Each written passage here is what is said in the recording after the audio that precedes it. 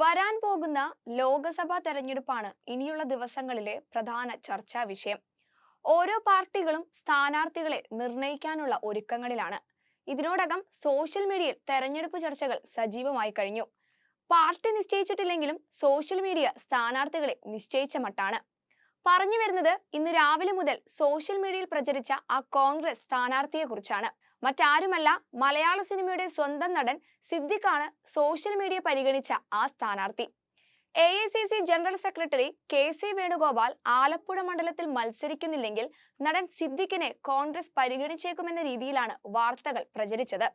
തൊട്ടുപിന്നാലെ പല പോസ്റ്റുകളും പുറത്തെത്തി.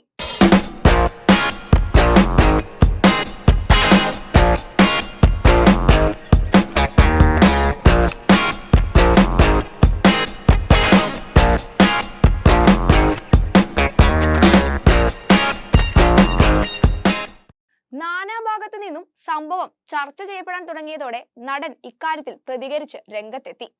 കഴിഞ്ഞ തവണ സ്ഥാനാർത്ഥിയാകണമെന്ന് മുതിർന്ന നേതാവ് ആവശ്യപ്പെട്ടിരുന്നുവെന്നും അന്ന് താൻ വേണ്ടെന്ന് വെക്കുകയായിരുന്നുവെന്നും ഇത്തവണത്തെ കാര്യം ഇതുവരെ അറിയിച്ചിട്ടില്ലെന്നും നിലവിൽ കോൺഗ്രസ് സ്ഥാനാർത്ഥിയാകാനുള്ള സാഹചര്യമില്ലെന്നുമാണ് നടൻ മൂവി വേൾഡ് മീഡിയയോട് പ്രതികരിച്ചത്.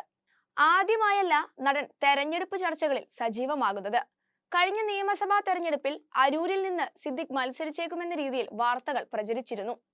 കോൺഗ്രസുമായി അടുത്ത ബന്ധം സൂക്ഷിക്കുന്ന വ്യക്തി എന്ന നിലയിലും താരമൂല്യവും കണക്കിലെടുത്താണ് നടനെ സോഷ്യൽ മീഡിയ അന്നും സ്ഥാനാർത്ഥിയായി പരിഗണിച്ചത്.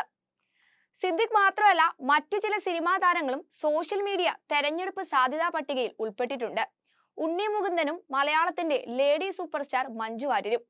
BJP അനുഭാവിയും സംഘപരിവാർ നേതാക്കളുമായി അടുത്ത ബന്ധവും പുലർത്തുന്ന നടൻ ഉണ്ണി മുകുന്ദനെ സോഷ്യൽ മീഡിയ കഴിഞ്ഞ വർഷം മുതൽ തന്നെ BJP സ്ഥാനാർത്ഥിയായി പ്രഖ്യാപിച്ചിരുന്നു. BJP ടിക്കറ്റിൽ നടൻ പത്തനംതിട്ടയിൽ മത്സരിക്കുമെന്ന രീതിയിലാണ് വാർത്തകൾ പ്രചരിച്ചത്. ശേഷം നടന്റെ മാനേജർ പ്രചരിക്കുന്ന വാർത്ത പിന്തള്ളിക്കൊണ്ട് രംഗത്തെത്തുകയും ചെയ്തു. ലോക്സഭാ തെരഞ്ഞെടുപ്പിൽ ഉണ്ണി മുകുന്ദൻ മത്സരിക്കുമെന്ന വാർത്തകൾ വാസ്തവവിരുദ്ധമാണെന്നും സിനിമയിൽ മാത്രം ശ്രദ്ധ കേന്ദ്രീകരിക്കാനാണ് നടൻ ഉദ്ദേശിക്കുന്നതെന്നുമാണ് മാനേജർ അന്ന് വ്യക്തമാക്കിയത്. അതോടുകൂടി അക്കാര്യം ഏകദേശം തീരുമാനമായി. ഉണ്ണി മുകുന്ദൻ പത്തനംതിട്ടയിലാണെങ്കിൽ മഞ്ജു വാര്യർ അങ്ങ് ചാലക്കുടിയിലാണ്.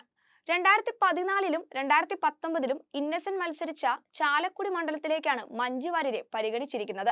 ജേക്ക് സി തോമസ്, CITU നേതാവ് UP ജോസഫ്, മുൻ വിദ്യാഭ്യാസ മന്ത്രി C രവീന്ദ്രനാഥ് എന്നിവർക്കൊപ്പം മഞ്ജു വാര്യരുടെ പേരും CPM നേതൃത്വം ചാലക്കുടി മണ്ഡലത്തിലേക്ക് പരിഗണിക്കുന്നു എന്ന രീതിയിലാണ് വാർത്ത പുറത്തെത്തിയത്. സോഷ്യൽ മീഡിയയിൽ മാത്രമല്ല, പത്രത്തിൽ വരെ മഞ്ജു വാര്യർ പരിഗണിക്കപ്പെട്ടു. നടിയെ കളത്തിലിറക്കിയാൽ ചാലക്കുടിയിൽ ജയിക്കാൻ സാധിക്കുമെന്നാണ് സോഷ്യൽ മീഡിയയിൽ ചർച്ച നടക്കുന്നത്. സിനിമാ താരങ്ങളെ കളത്തിലിറക്കുമ്പോൾ പൊതുസമൂഹത്തെ കൂടെ നിർത്താൻ സാധിക്കുമെന്ന ധാരണയിലാണ് പാർട്ടികളുള്ളത്.